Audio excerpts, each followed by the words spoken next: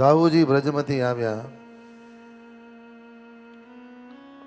ભગવત ચરણમાં વંદન કર્યા, વ્રજની કુશળતાનું દર્શન કરાયું. આ બાજુ કાશીમાં પૌંડરીક નામનો રાજા છે. એનો પરમ મિત્ર કાશી નરેશ, અને કાશી નરેશનો પરમ મિત્ર પૌંડરીક, જે પોતાની જાતને ચતુર્ભુજ નારાયણ માને છે. પૌંડરીક રાજા બનાવટી બે હાથ લગાડ્યા અને દરેકને એમ કે ચતુર્ભુજ નારાયણ ભગવાન વાસુદેવ હું છું અને જોઈએ છે. આજે ભગવાનની મૂર્તિ નાની થતી જાય છે ને ગુરુની મૂર્તિ મોટી થતી જાય છે. હા, અમુક જગ્યાએ તમે જુઓ, ભગવદ અનુગ્રહ થયો, પરીક્ષિત, ભગવાને દાઉજી દ્વારા પૌંડરીકનો વધ કરાયો. એ જ દાઉજીએ ત્રિવિધ વાનરનો ઉદ્ધાર કર્યો. અને આ બાજુ જામવંતી પુત્ર શામ, એનું મન દુર્યોધનની દીકરી લક્ષ્મણામાં મોહિત થઈ ગયું છે. એટલે શાંબે કહ્યું ગમે તેમ કરી મારે લક્ષ્મણા સાથે લગ્ન કરવા છે. બનતું તો છે નહીં. લગ્નની તૈયારી તો થઈ, ઈચ્છા નથી. પણ આ બાજુ શકુનીએ દુર્યોધનને કીધું એક કામ કર, ગમે તે રીતના સગવડ કરી દે, દાઉજીની સાથે મૈત્રી કરી ગુરુ બનાવી અને ગદા યુદ્ધ શીખી જાય. અને એ પછી ભવિષ્યમાં એવી ગાઢ મૈત્રી કર કે દાઉજી તને માગવાનું કે તારે એની બેન સુભદ્રાનો હાથ માગવાનો, એ શાંબે તારી દીકરીની સાથે જેવું કર્યું છે એ પ્રમાણે કરજે, એટલે વેરવરી જશે. શું થયું? દાઉજી આવ્યા. જેવા દાઉજી હસ્તિનાપુર આવ્યા, રસ્તામાં પાણીની તરસ લાગી. દાઉજી વંદન કરી જલ માટે ગયા, નીર અંદર વૈયા ગયા.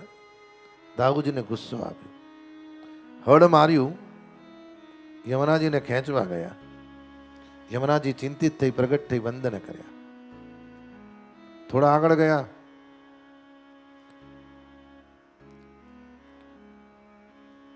અને એટલી જ વારમાં શામના લગ્નની તૈયારી કરતા કરતા જ દુર્યોધન, દુશાસન, શકુની આ બધા મહારથીઓએ એટલું ભયંકર મદિરાપાન કર્યું. મદિરાપાન કરી અને એને કેને પ્રકારે લગ્નનો પ્રસ્તાવ ખોટો કરવા માટે દાઉજીની સાથે ઝઘડો કર્યો. અને દાઉજીને ક્રોધ આવ્યો. દાઉજી હળ મારીને હસ્તિનાપુરને ખેંચવા ગયા. અને ખેંચવા ગયા, બધા ગભરાઈ ગયા. દુર્યોધને ક્ષમા યાચી, માટે આજે પણ હસ્તિનાપુર આમ છે, કોઈક વાર જાઓ તો જોજો. અને કલિંગ રાજા બેઠેલા, દાઉજે એક લપડાક મારતાની સાથે કલિંગના દાંત પાડી નાખ્યા. અને વધારે થાય નહીં અને પ્રસંગ બગડે નહીં એટલે પ્રેમથી વંદન કરીને કામ બતાવ્યું. ભગવદ અનુગ્રહથી શામને લગ્ન કરાયા. દેવર્ષિ નારદને ભગવાનની લીલા જોવાની ઈચ્છા થઈ કે ભગવાન દ્વારિકામાં કોની સાથે વધારે બિરાજે છે. અને આમે તમે જો અમુકના ઘરમાં ઝાંખવાની બહુ ટેવ હોય. 24 કલાક દરવાજો બંધ કરે, પણ બાજુવાળાને જારી ખોલે એટલે એ જારી તો ના ખોલે, પડદો ઊંચો કરીને જુએ.